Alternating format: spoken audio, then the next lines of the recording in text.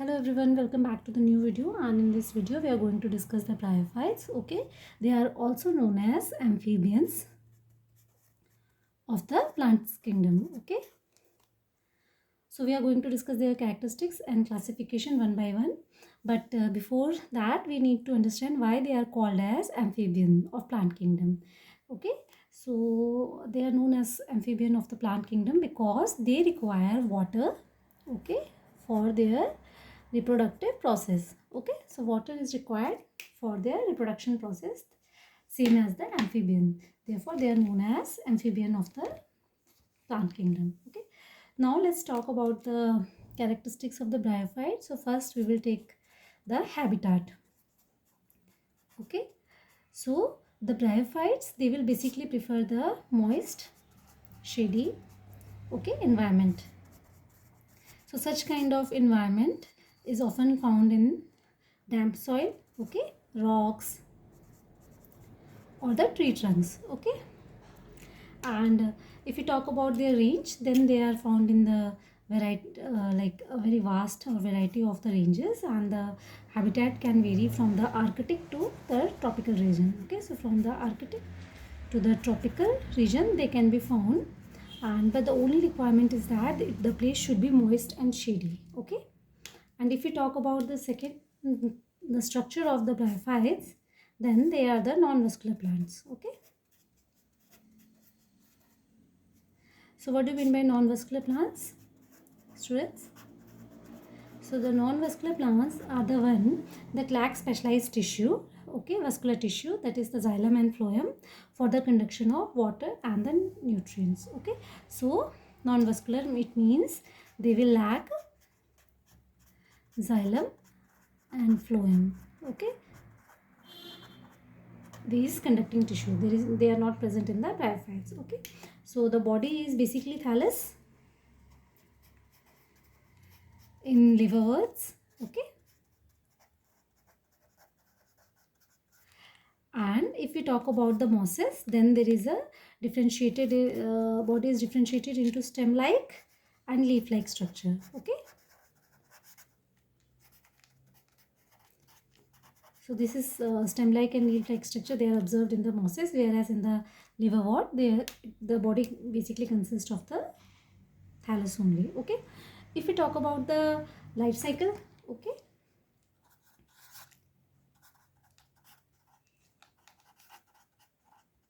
then the dominant phase of the bryophyte is the gametophyte. Okay, so gametophyte is a dominant phase. Okay, and this is independent and photosynthetic synthetic. Okay, and the sporophyte,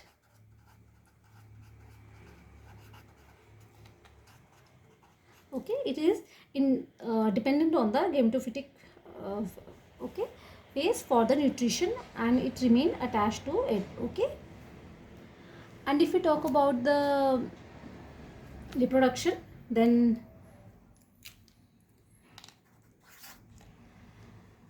if we talk about the reproduction of the bryophyte, then there is a asexual reproduction is observed. Okay, and also the sexual reproduction is there. So both kind of reproduction, asexual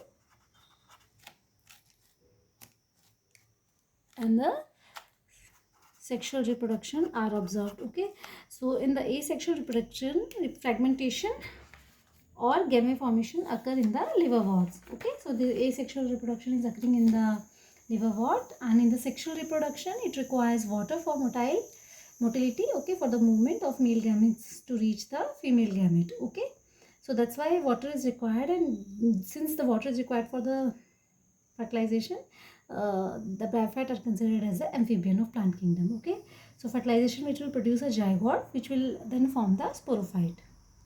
Okay, so if we talk about the classification of the bryophytes, then they are basically classified into three groups, major group. The first is the liverworts, the second one is the mosses, and the third one is the hornworts. Okay, we will I will try to cover all these classes of the bryophytes separately one by one, because it has to be very clear to you. Okay, and and this cannot be covered appropriately in this present video, so I will make separate video for them. For now, you have to understand that Bryophytes are divided into two groups: the liverworts, mosses, and the hornworts. The liverworts are also known as hepatophyta, okay? And the mosses, they are known as Bryopsida. And the hornworts, they are also known as Anthocerophyta, okay?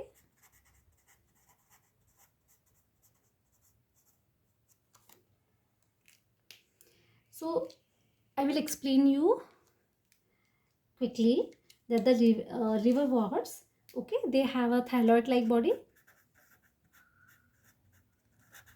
okay, that is flattened dorsoventrally, okay, and they will reproduce asexually,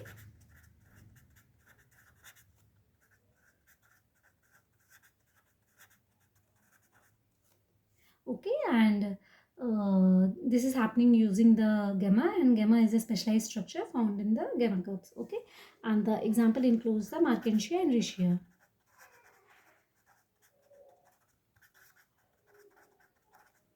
If you talk about the mosses, then gametophyte, it has two stage, protonema and the leafy gametophyte, okay. So the mosses, they will have the two stages, that is the protonema, and the another one is the leafy gametophyte.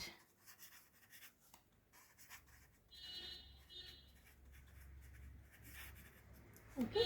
The sporophyte consists of the foot, seta, and the capsule, and the example includes the Funaria, Polytrichum, and the sphagnum, okay.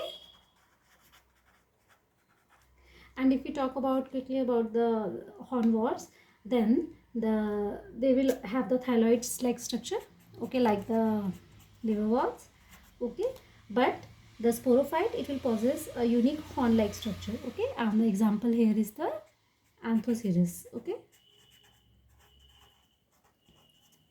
So before closing this present video, let's just quickly understand the economical and the ecological importance.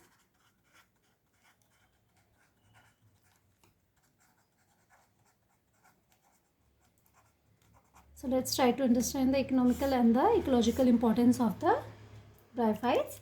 So first of all, they will play a ecological role, okay. So the ecological role, they will act as a pioneer, okay, in ecological succession on barren soil or the rocks, okay, and they will also contribute to the soil formation, okay, and prevent the soil erosion, okay. And how they will prevent the soil erosion? They will just bind to the rhizoid, okay. Then they have the capability for withholding the water, okay, so they will play important role in water retention.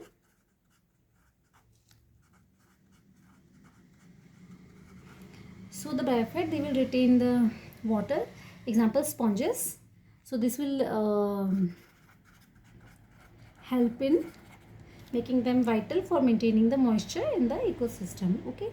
Then there is a sphagnum mosses, okay, and it is used, we all know that it is used for the horticultural purposes as a soil conditioner, okay.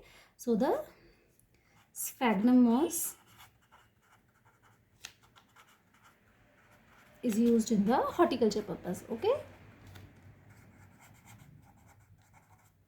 It is also known as peat moss, okay, and it also acts as a fuel source due to its high carbon content.